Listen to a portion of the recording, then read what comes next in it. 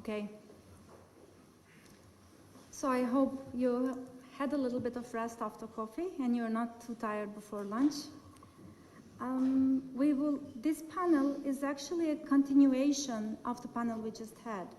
We still continue inferring on the findings of the report, but in this panel we see it more, the two perspectives connected, the economic development and the pathway to Europe.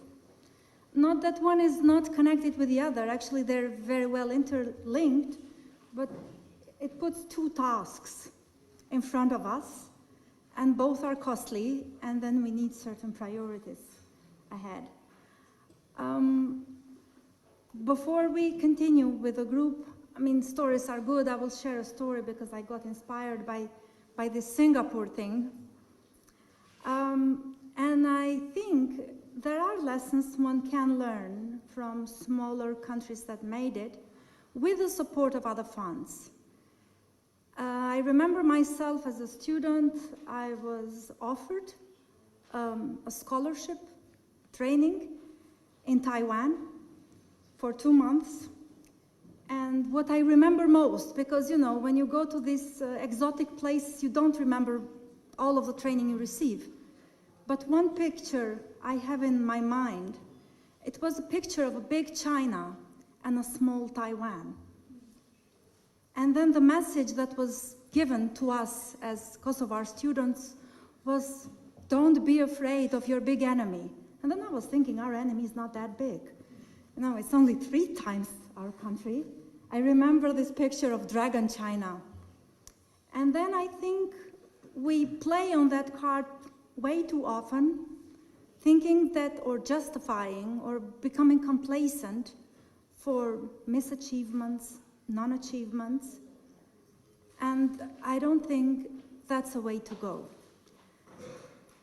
Now, how does this connect, how Taiwan connects to integration? Maybe that not that much to any integration, but to a support they received.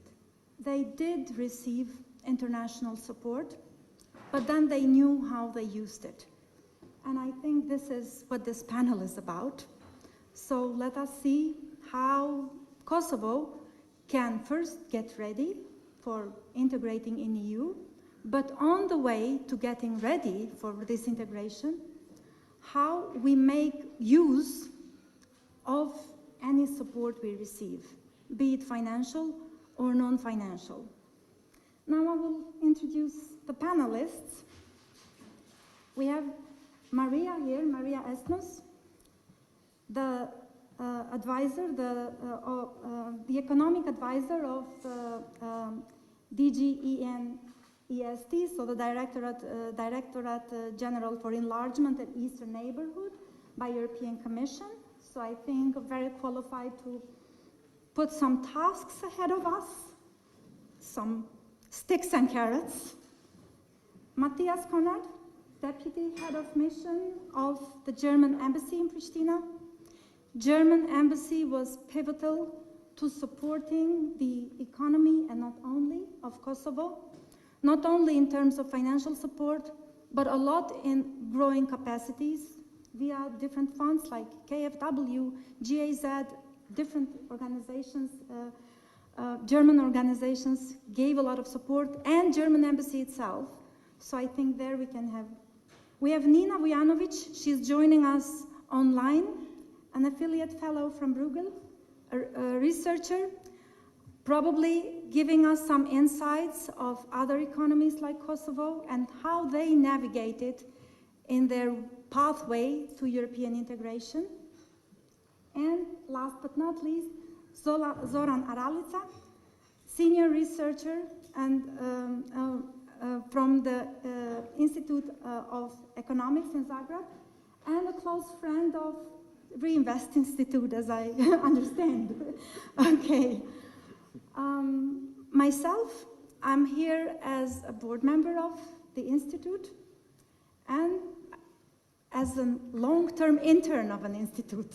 I consider myself a forever intern of an institute, reading reports of the institute. Otherwise, in my day-to-day life, I'm a manager of a bank, I'm a CEO of a bank, a local bank here in Kosovo. But I think the Institute is not only a driving force of supporting the academia, supporting the policy making in Kosovo. I think it is one of the guilty institutions for building a very resilient financial sector. You have seen, if we have a thing that is flawless, and Alban, you skipped it because it's flawless. As an academic, he only speaks of flaws. A banking sector in Kosovo was supported by Riinvest, and I'll tell you how. We recruited, I was one of, let's say, the founders of the banking sector in Kosovo, with the first bank joining in, being established, the first commercial bank established in Kosovo. And I remember back then when we wanted to recruit students, we looked at the reports of Riinvest and we invited all these fellows. A lot of them manage banks nowadays, and some of them are sitting in this room. And I think that is one of the sources. So yeah, Professor, you trained us well. Now we will go to the panel. I will go straight to the Maria, because I think it is important that you guide us through how ready do you think Kosovo is, as we speak, for EU integration? What are the tasks that lie ahead? And what do you consider are the key priorities? Thank you very much, Mimosa. I'm delighted to be here and celebrate this anniversary. To your questions, the European Commission makes a very detailed report once a year, a country report looking at the political and economic development in all the candidate countries over the last year. So that's very rich for those who want to have more details. I just like to highlight 5 obstacles that I find particularly important to address. And I would say a high administrative burden. Although there have been some progress recently, there are still barriers that are problematic for private sector development. Number 2, access to finance is limited. Number 3, the informal sector is still sizable. And this is bad for several reasons, because this way you lose out on revenues for your budget that could be used for many useful things. You discourage investments and hinder further business development. Number 4, as many of you have talked about this morning, the educational system does not equip students with the skills that they need to succeed in the labor market. Nor does it doesn't allow the companies to find the labor force they need. And despite efforts that we recognize that has been made to improve vocational training and education, there is still low participation, high unemployment, and especially among women and youth. You all know this. And as a number 5, I would like to mention the supply of energy, which is unreliable and insufficient to meet the growing demand. And this, of course, also then represents a cost for business. So these would be my maybe top 5. But I would also like to say that Kosovo is working quite hard to overcome many of these obstacles, including in the reforms that is outlined now in the recent reform agenda under the growth plan for the Western Balkans. I think that this growth plan really offers a very good opportunity to significantly speed up reforms and growth. And I think this is something that this institute should study for maybe for next year's come together. Study the growth plan for the Western Balkans and the adjacent reform agendas that all the countries, bar Bosnia, which have not succeeded, have actually worked out. Because I would say that this growth plan is really a game changer. The background is that the horrible, unlawful invasion of Ukraine, which made them apply for membership, and Moldova as well, and we made them candidate countries, and then we realized we really have to reinvigorate the accession process also with the Western Balkans. And that's when the Commission proposed this growth plan, and it was adopted super quickly by EU member states who realized that yes, we need to reinvigorate our accession process. And with this, we have also a so-called reform facility with 6 million euros. 6 billion euros. And the funding will be dispersed depending on, or it's conditional on, the implementation of reforms. And this, I think, is smart. That's the carrot and stick you talked about, maybe. And the funding as such is not linked to the cost of reforms, because some reforms may be not expensive at all to implement, but may be politically difficult or sensitive. But that's why we have this budget support. If you do X, Y, Z, you get, the following amounts of money. And I really think that this is an opportunity that must not be wasted, because now EU enlargement is high on the political agenda. I mean, the window is open. Let's really use this opportunity. Maybe just as a follow-up question. Yes? Compared to other countries competing for the same budget, how ready are we to absorb, and what part of it? Because I guess other countries have obstacles as well. Yes, well, when it comes to absorption capacity, I mean, in general, of course, this is a very good question, and it is something that many countries struggle with, because you have to have the right structures in place. You are handling EU taxpayers' money, so we don't want any scandals. So, for example, right now we have stopped the flow of money to Albania, some agriculture projects, because there is a scandal. I don't know exactly the details, but just an example. We have to be very careful when we handle this money. But this is also why right now we have different projects under IPA, and we have cross-border projects where we cooperate so that countries like Kosovo can learn how to implement projects according to EU standards, learning by doing gradually. It's very important to build up this administrative capacity. Yeah, that's very informative, and quite a big chunk of tasks on our plate. As a manager, I tend to look at what would be the priority, but I think these are all priorities. Maybe we have to go back to old pt.2 and look what are our posteriorities. So let us first maybe look what we should not do, and then the things that have to be done will be sorted out. Because maybe there is an engagement, as you say, on things that should not be done, and left as a posteriority, and then they die on their own. But yes, I see, we see the message, and I think the Institute got the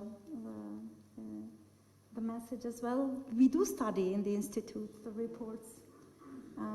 We study them a lot, we look at them, and they help. Not only EU or relations with the EU as a whole, but the relations with every individual EU country matter.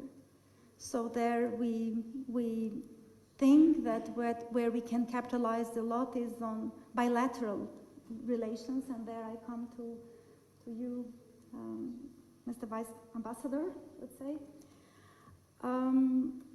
What do you think are the key areas of bilateral cooperation between Kosovo and Germany where we could capitalize, having in mind large diaspora, Kosovo diaspora in Germany, having in mind the need of this country for your system of Fach training, or I don't even know the English word for it, the on-job training, let's say.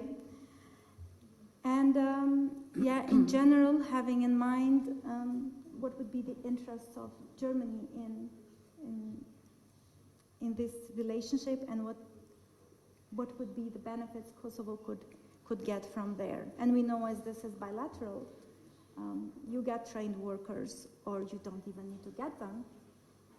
You train them and they work from here. It'd be cheaper. At least housing is solved. You see our construction business is booming.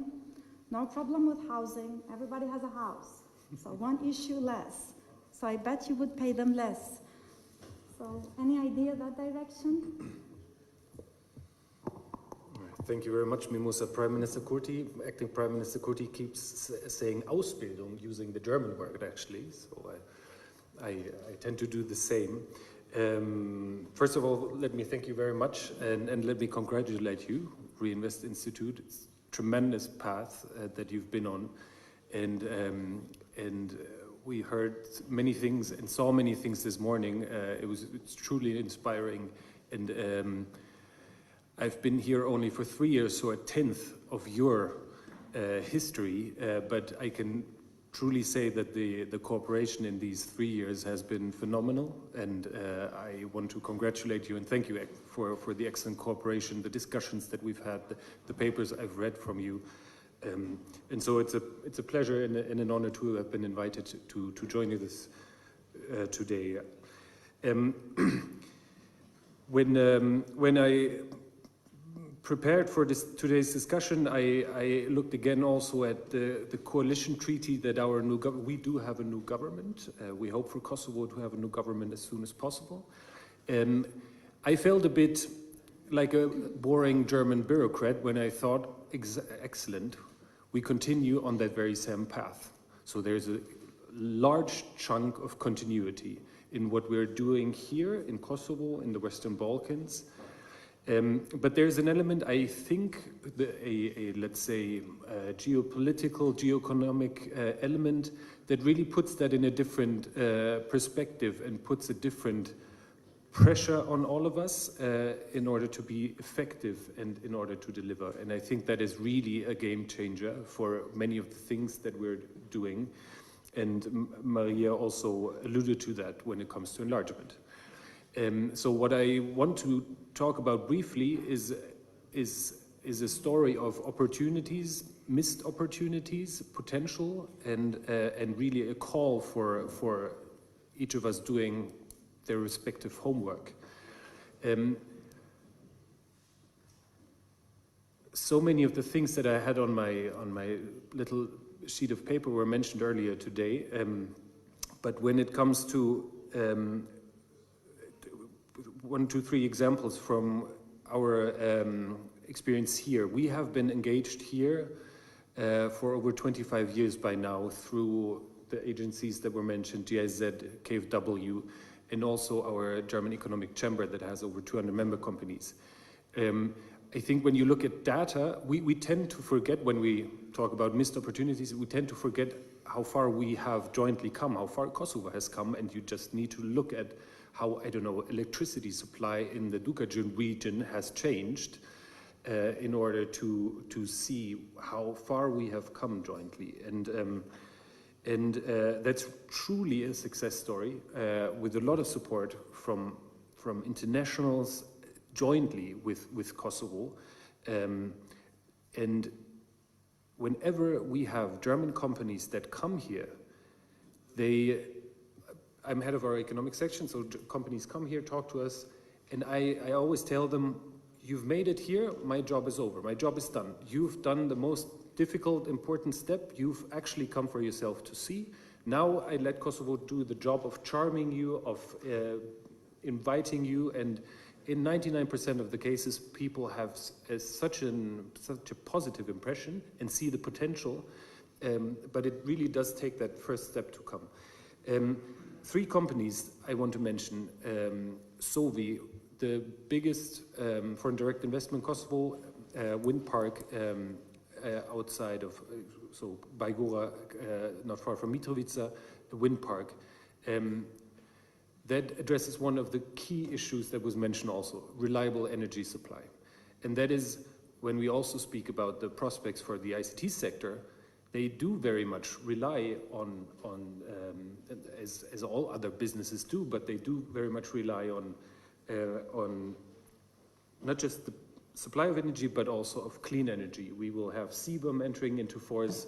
That is a task, and I'm referring to the energy strategy that Kosovo has set for himself in quite an impressive, ambitious goal of increasing the level of renewable energy sources. There's a lot to be done. And Professor, I very much enjoyed your remarks about the ICT sector as not being bound by many of the limitations and difficulties that, let's say, manufacturing, for example, faces. But energy is still one element that keeps very much kind of rooted in the ground here, or in the sunny air, or in the windy air. A second company that recently was opened up, Munda, it's a car manufacturer. And that's a fantastic story. They've come to Kosovo. They've opened up a plant here. They've specifically picked Kosovo and did not go to other places, despite them looking at various options in the neighborhood, so to speak. And that's truly a success story in the sense that it combines manufacturing, but also it brings people that have highly paid jobs, software engineers, and many of them have actually trained in Germany as part of a educational program. And that brings me to the issue of migration just very quickly. Migration is a problem, is a challenge, is an issue, and many smart things were said before, so I will not repeat all of that. But what I find striking is the connection that the diaspora of Kosovo, and we have over 500,000 in Germany, the strong connection that the diaspora has in Kosovo, and is willing and actively engaged in not only remittances, but physically coming back and enriching Kosovo, the private sector, and all of that. And maybe we should think more on kind of return of migration, as in return on investment, than just brain drain, because at least for Kosovo, that is potential that is not lost, because the connections are so strong. And I don't know of many other places where this connection between the diaspora and the home country is so strong. Many of the companies that are actually part of our chamber have some element in Germany, so these links are very strong.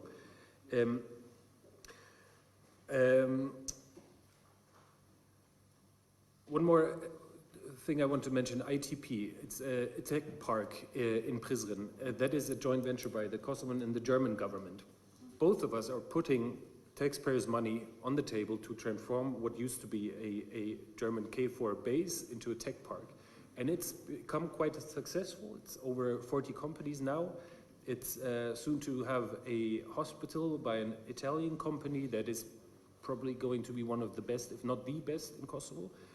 And when we think about how to, it's also a very nice example that the regions in Kosovo, the different municipalities, not everything has to happen in Pristina. And there's a lot of talent in the region that can be harnessed as well.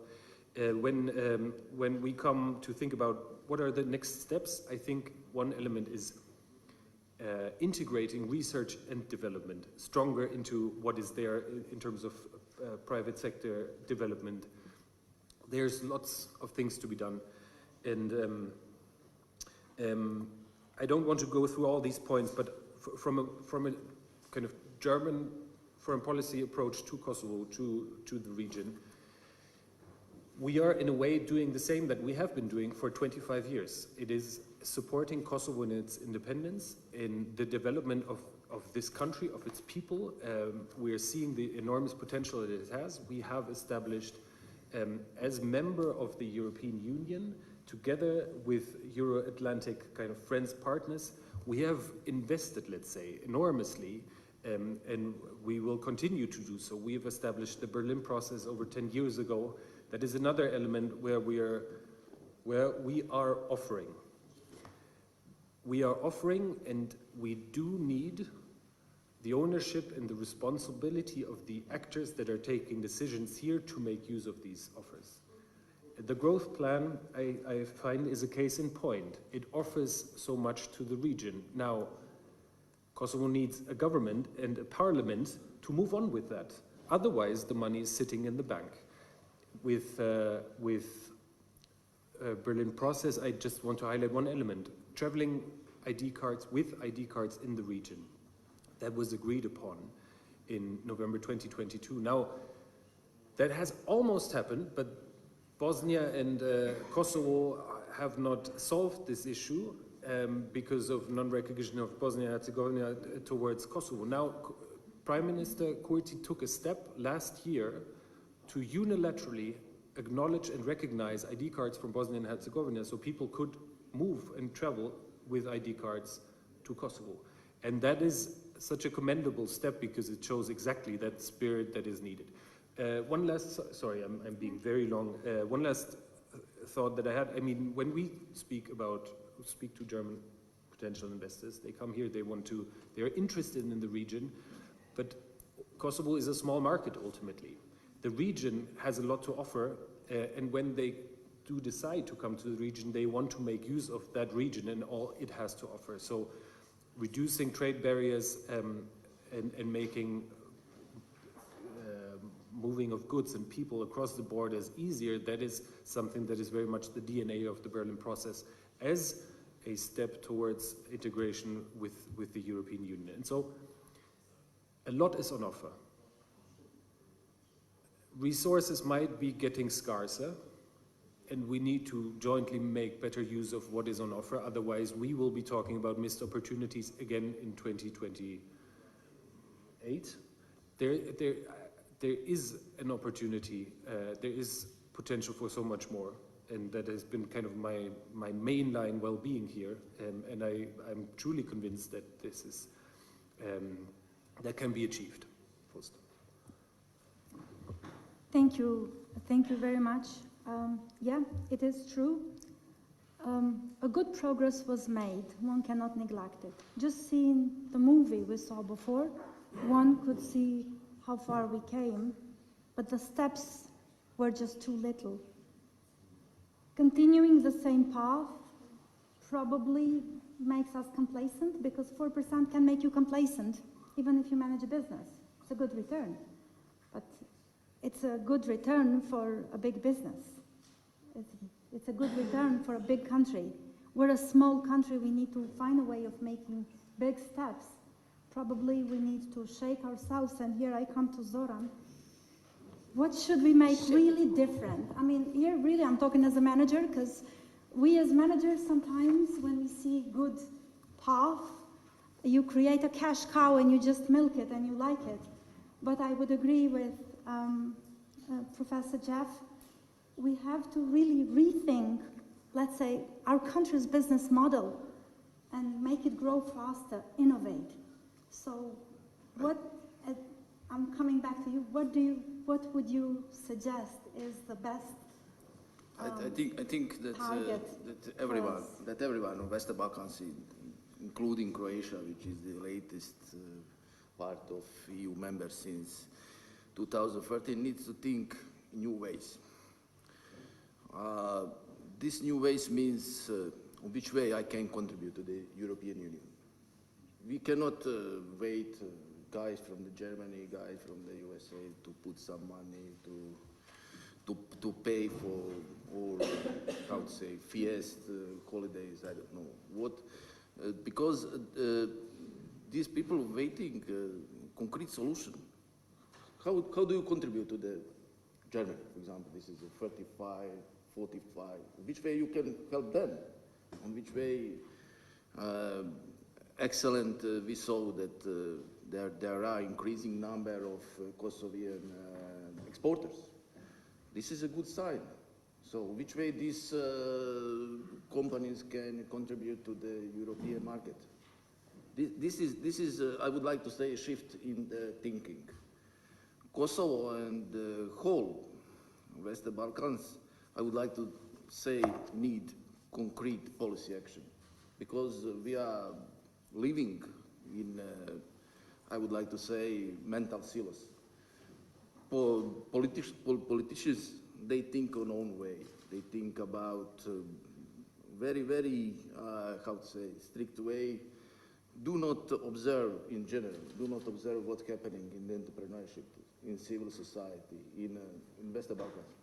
They don't take action which connect, in general, there are exemptions, of course. Then they do not take action which collect, how to say, potential business sector, potential of creative people, education, and other sectors in one concrete action.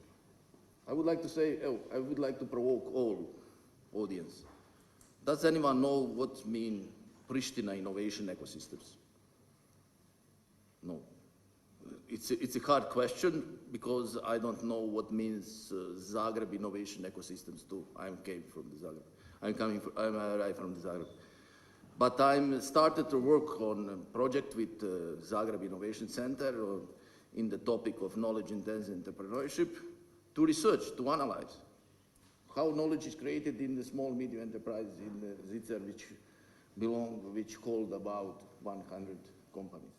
So if we talk about transformative policy means you need to create impact. Without impact, you are dead. Without, I would like to say, I saw today tremendous, how to say, effects, tremendous activities of Riinvest. But in 2030, in the near future, these tremendous effects will not, how to say, worth anything. You need action now and say, okay, you have a problem with energy. Which startup in Kosovo help to the Kosovo to solve this energy? In this way, connect challenges, connect activities, and solve the problems. It sounds easy, but in practice it's harder, but I think it could be good guidelines. Thank you. I mean, you did study transformative Yes, energy. this is my occupation, yes. And so your advice would be that we focus, if there was a sector where you say Kosovo should focus, because we discussed in the prior session, the ICT sector. It's true, it is an important one, but then one has to bear in mind that you don't see any of the big giants here. So what Kosovo ICT is exporting is first-level support. It's not, we should not cheat ourselves that we're producing something big here, and then we're competing with other nations in the region, like Serbia, like Albania, having actually even bigger indices of digitalization. They have passed us. So should we still stick to it or find something else? Regarding digitalization, use of ICT, I think, and in case of sectors, I think that Kosovo and every Western Balkans countries need to concentrate much more efforts on concrete products and concrete services, not on concrete sectors. These ICT sectors in Kosovo will be viable in case if we can support other parts of Kosovo economy and other part of, for example, Bosnia economy, or make some type of regional connection. In this way, we are too small that we talk about sectors. Sectors require 15,000 people, 20,000 people. Croatia has lost its competition in a lot of area in that sense. So Croatia with 4 times larger than, 3 times larger than the Kosovo, needs to concentrate on concrete products, on concrete service if they want to the challenge to the European Union. But problems still left on sectoral level. For example, energy, supplyment of energy in Kosovo. Regarding this latest paper about technological transformation, the key message that new employment are really connected with the use, with the equipment of digital technology. So younger people are really, according to this model produced for Croatia in the period 2009-2019, these young people are connected with the creating new productivity, which is a key question of the whole event today, because stressed a few times that low level of productivity. So this and other maybe very, very important lesson, try to analyze combined technology, not only digital, not only ICT. Try to look in terms of ecosystems, in terms of what they really need. For example, some issues can be achieved by market, some issues can be achieved only by policy. For example, if you look Croatia real estate sectors, they are in 2019 they have same level of use of cloud as German counterparts. Why? Real estate sectors in Croatia really developed, and these companies budget these issues, cloud, and they, how to say, catch up their counterparts with Germany. It's not political philosophy that you need to think. It's only market who push these companies on the level of catching up. So some issues can be reached by market, some issues can be reached by policy action, which I stressed attention a few minutes ago. Good. So what I get from here is that the policymakers create the minimal infrastructure, and then the market does its job. So if it is, the problem with energy, coming back to the tasks, it remains a mixed task, but mostly policymakers supporting, even like nowadays we cannot yet put our extra energy produced by solar panels on the grid and sell it. So that needs to be done by policymakers. High administrative burden, it's again a policymaker issue, so it just... Informal sector, it's again better policing. Education system, it's a mixed task, but mostly a government job. I don't think the market would sort it out by itself. Vocational training would be done provided by businesses that come. And then, we touched the supply of energy, so I think we come back to the initial remarks. We forgot about Nina or not? Is Nina online? I'm here. I'm online. Can you see me and can you hear me?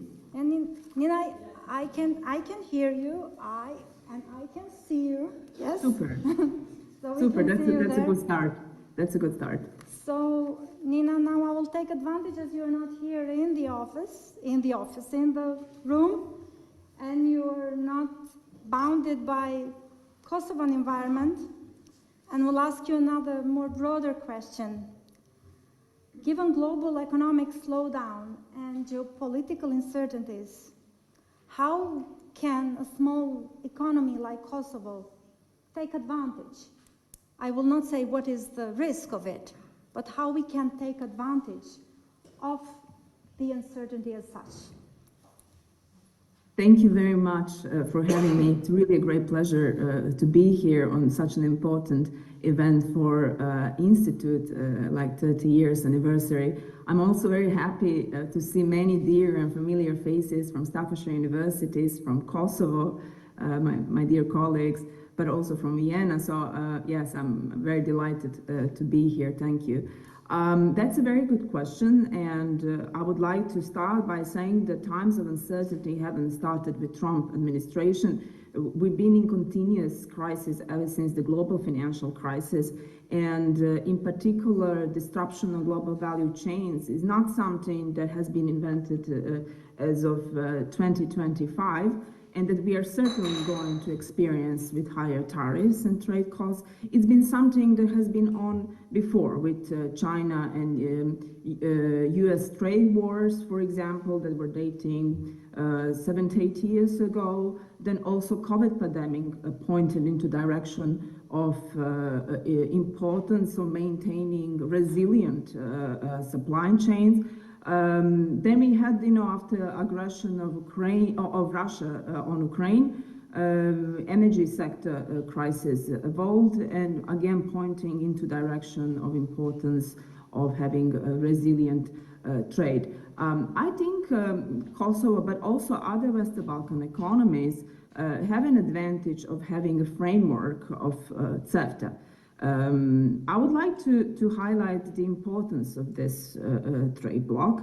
Why? Because also research states that in time of rising trade costs and in time of crisis, having partnerships and trade agreements, and CEFTA is certainly multilateral trade agreements, can be as a safety net, so a sort of a safety net against, and sort of can be a buffer and resilience in times of negative trade shocks, and certainly tariffs are one of those.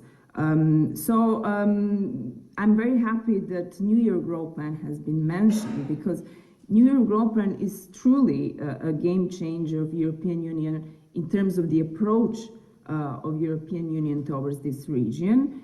And one aspect that has been triggered by New Year Growth Plan is actually creation of common regional market. So for the first, New Union integration is not, let me highlight, isn't supposed to directly focus on growth and prodding growth of each economics. It's really mostly about reforms. But New Year Growth Plan, for the first time, has prodded three aspects. First is higher integration of the Western Balkan 6, possible integration with EU single market, then creation of common regional market. As already explained, there is a third point that is about 6 billion package that can be released, conditional successful implementation of reform. So let me go back to the common regional market. So common regional market should be prodded further to CEFTA and Regional Cooperation Council. And I think I see a great benefit in that for not only Kosovo, but for every single Western Balkan country. I think that CEFTA is a great framework also because EU has consistently and persistently insisting on cooperation in the region, also through trade. This is something that is not going to help, this type of trade, not only going to help Kosovo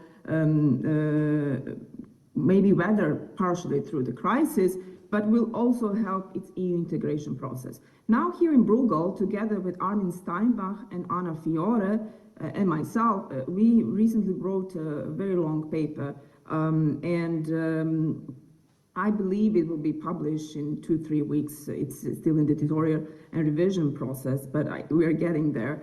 But we analyzed the benefits of CEFTA for each Western Balkan economy, and in fact, we really indeed did find that not all potentials were fully used. For instance, we found that much of the trade relations were really run by single partner countries. So regional trade, instead of being diversified among all 6 countries of the Western Balkan plus Moldova, it has mostly been dominantly run by trade between 2 countries that have been traditionally trade partners. So I think there is a potential of diversifying this. Not only for Kosovo, but for other countries as well.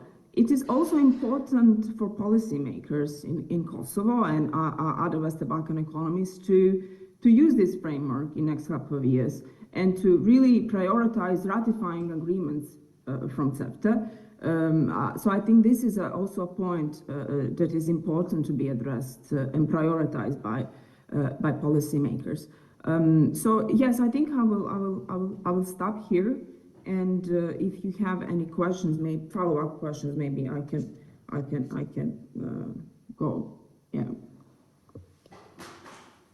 I have one follow-up question, and I have not read your study on CEFTA, but now I'm curious to understand. What exactly were the obstacles? So how much of the findings you have relate to policy making and how much is to the legacies of doing business? Because the example you have seems more like legacy of the past, businesses not innovating, rather than policy stopping something, because the framework in this case, I think the framework is there, just not being utilized. Well, I'm wrong. Yes, I mean, such a good question. Thanks a lot. We do have, I mean, the study is not out there, but it will be, and we do actually analyze what were the obstacles of CEFTA. So even though CEFTA replaced 32 bilateral agreements, in a way it was really efficient. There are studies showing that CEFTA promoted growth. I mean, you cannot disdain that. But, and it also abolished the tariffs on goods.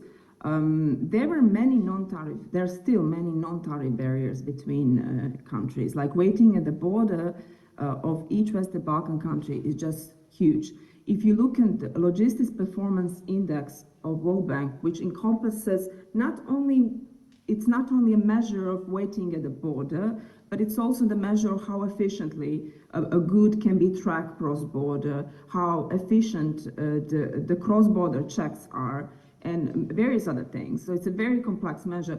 All the Western Balkans countries really like Big Fine. Interestingly, North Macedonia is slightly better off, and we find that this is particularly great because thanks to Green Lanes initiative or transport network, which are meant to actually facilitate trade of certain goods cross-border.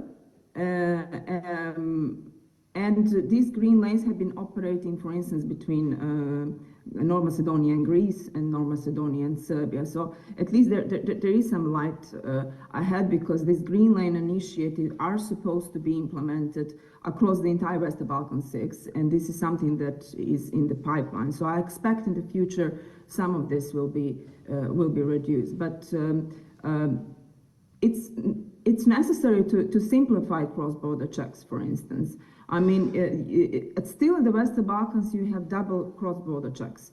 I mean, it's absolutely necessary for policymakers to sit at the table and make these procedures simplified.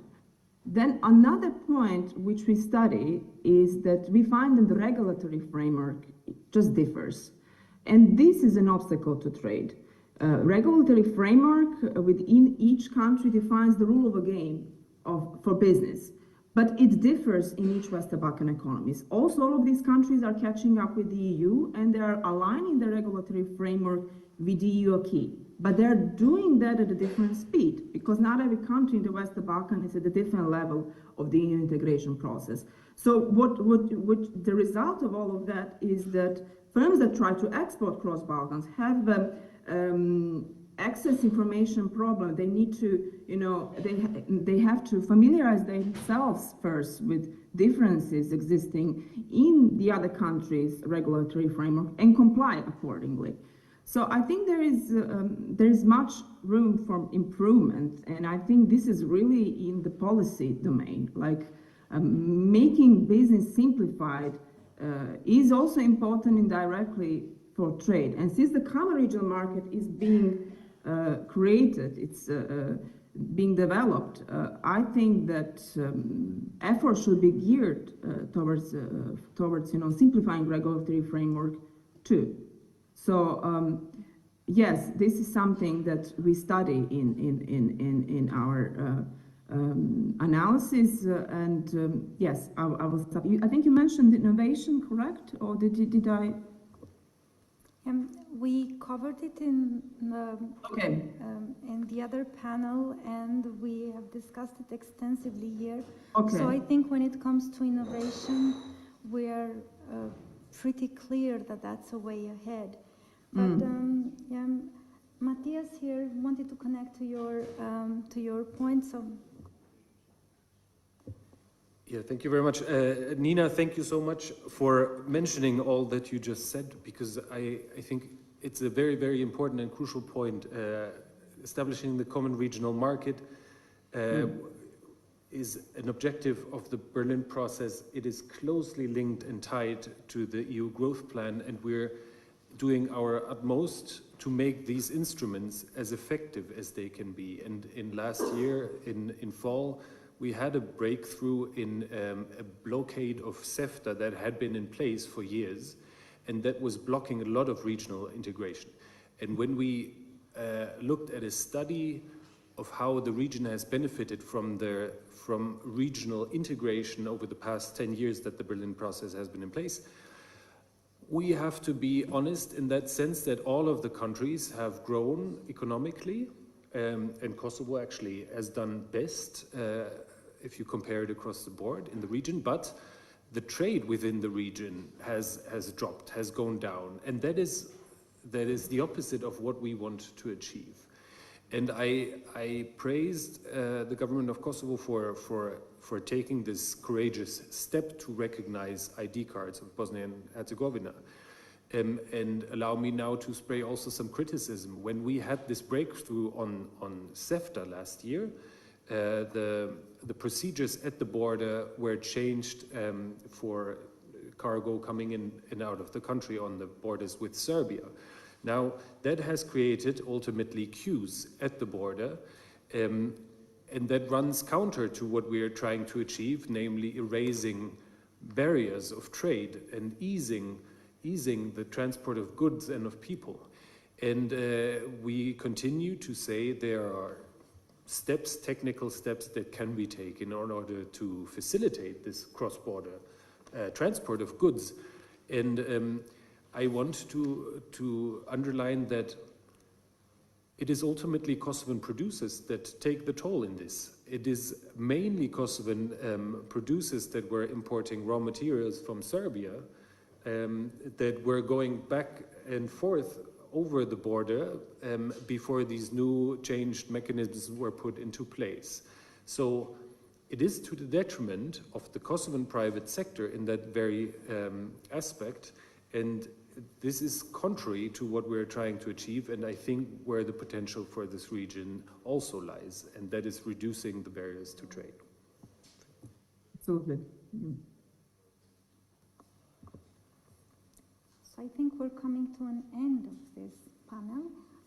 Yes. I am also grateful that Nina brought up the other pillars of the growth plan that I did not mention, namely the gradual introduction into the EU single market. I think it's good, so you don't have to wait until really exceeding. We can start already now, making it more smoother accession. And of course the encouragement of more of a regional common market. And I'm also happy to note this breakthrough that Matthias is talking about on CEFTA, because for many years civil servants had actually worked out pretty good proposals and they were blocked at political level. And now I feel there is a new dynamism, there is a new atmosphere that I'm very happy about. But lots of little things you have to work out. For example, if you look at these green lanes to make border crossings smoother, you have to coordinate working hours, for example, because it doesn't matter if a lorry gets through on one side and they are not working on the other side of the border, then you're still stuck. So all kinds of little things that you have to be worked out. But it can be done. And again, the growth plan is really a game changer. So let's use it. And remember that enlargement has been a tremendous economic success story, and this economic success can be repeated again. Well, economists in the Commission looked very carefully at what happened some 20 years ago in a 300-page report, which I will not, of course, talk about too much now. But it is fantastic. It is fantastic that those countries that joined some 20 years ago have come very, very far in closing the economic gap in almost in only one generation. It's clear that the investments they made in reforms then is the best investments they ever made. Huge returns. And we looked very much at the interplay between economic reform, institutional reform, and social development. And it's a complex relationship, but it's very, very clear that institutional reform and economic growth go hand in hand. That is why it is so super important to work at these, what we call the fundamentals: rule of law, fighting corruption, independent judges. All this is actually super important for the economic development. And therefore, I'm so happy that the next panel after lunch is dedicated to institutional reform. Wasn't that an elegant bridge to the next panel?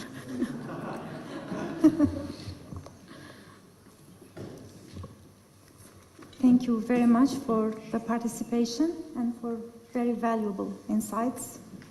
And if we want to wrap it up, yes, integration, as evidenced even in the report, goes hand in hand with economic growth. The countries that did join the Union did accelerate in their growth and actually reduce the gap, because the name of the game here was how do we come to reducing the gap. And this moving from this middle income trap will be made possible by perhaps step-by-step regional integration, and then with an ultimate goal of joining the EU. And the faster the first one happens, the faster the second, I guess. And the more assurances that we all go there together, the easier it gets.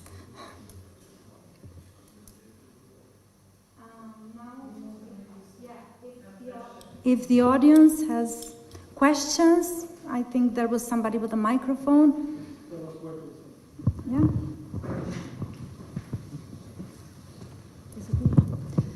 Yeah, thank you. This was a very interesting discussion and reflections, I think. I have a question for the representative of the German embassy. I'm an academic, so I'll try to be diplomatic, but if I'm not, I apologize in advance. So what we've seen recently, and as the report says, that there is a large, and AU said as well, that there is a large diaspora, Albanian diaspora and Kosovo diaspora in Germany. And of course, we appreciate the openness and Germany opening the markets for citizens or workers from the, especially skilled workers from the Balkans. And and of course you mentioned a lot of programs that you're working with in Kosovo for its further development. Of course, being an Albanian as well, Albania has seen a lot of skilled workers. The market is easy there. I have my cousins who are both doctors who live in Germany now. My question is Germany trying to do something more in order to help, because this has created a large gap in our countries and in Kosovo. So is there any way or any part, are you partnering with the Kosovo's government to try and bridge this gap, so to offset the negative consequences of people leaving from Kosovo has caused? Thank you. Yeah, thank you for the question. It's a very relevant one, and I think being diplomatic doesn't mean not to be clear. I think it's the art of being clear. I think we're actually trying to do both, and we are in Germany in high demand of labor force, and that's not a secret. And we are also not the only ones with an aging population all over Europe, and it's quite a competition, and so there is certainly this demand, and with the language proximity, or the kind of the degree to which many people here in the region do speak German and have some sort of a cultural proximity, affinity. We have certainly benefited enormously from that. At the same time, what I've described, what we've been doing for 25 years, is also to contribute to conditions here in Kosovo and in the region that ultimately can be good arguments for people to stay, or maybe for people to come back. And when you look at, and that was why I was talking about the return of migration at some point, we will not be, it's in nobody's objective, I think, to stop people from going, but it's about creating conditions that make people want to stay. I find it quite impressive when I talk here to people from the ICT sector. They tell me there is no brain drain in IT. Then we continue talking. You have family, yeah, kids, yeah. How old are they? Yeah, they're kind of 5 to 6. I'm coming now to a point where I'm actually thinking harder than ever before of actually leaving for good, at least for the time being, for my children, because I want them to have an educational system that is better and different, and a health system that I can rely on. And I think these are fair arguments, and I think there is so much to be done that that can contribute to creating the conditions for people to stay or to come back. I mentioned this earlier. I find it really impressive how strong the ties are, and when you talk to people, I mean, who would want to pay high rent in Munich and not be close to her family? When I talk to people here, there is such a strong connection. And I cannot blame them, and the coffee is better, frankly speaking. And I will speak for 2 more minutes because this is a crucial point. It was mentioned before, but the women participation in the labor market, that is such a waste of such potential. And that has very structural reasons. I saw the figure that below 3% of children until the age of 4 attend some sort of a childcare facility. What does that mean? They need to be at home with either grandparents or parents, and that's usually the mother. That is a very structural problem that can be addressed. This potential of having below 20% of women in the labor, that is such a waste. And that has very structural reasons, and that can be addressed. That is just one element that I wanted to underline as well. So going back to your question, you're right. We are a magnet, and we're not trying to put a stop to that, but we're at the same time trying to create as good as we can conditions here, have been for 25 years by now, and we want ownership of Kosovo to do this as well. And I think that last example is one where it becomes so palpable.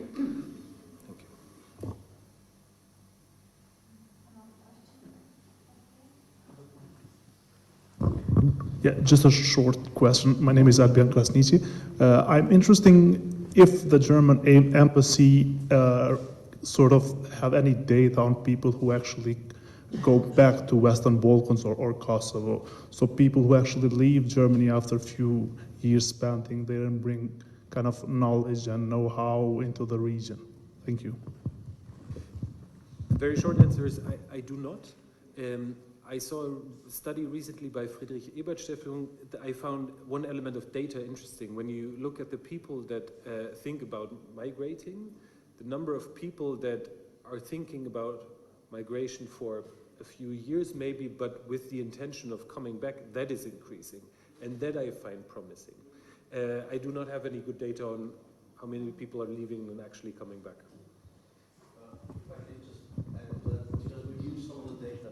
That is produced by German Federal Employment Agency, and they have very good quality data in terms of people coming from all the regions. And the good thing is that they also have data on the qualifications they have and sectors in which they work.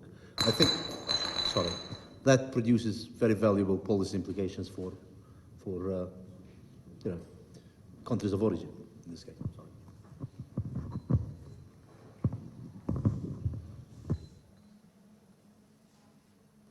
I did not see any other hand rising. Any other question?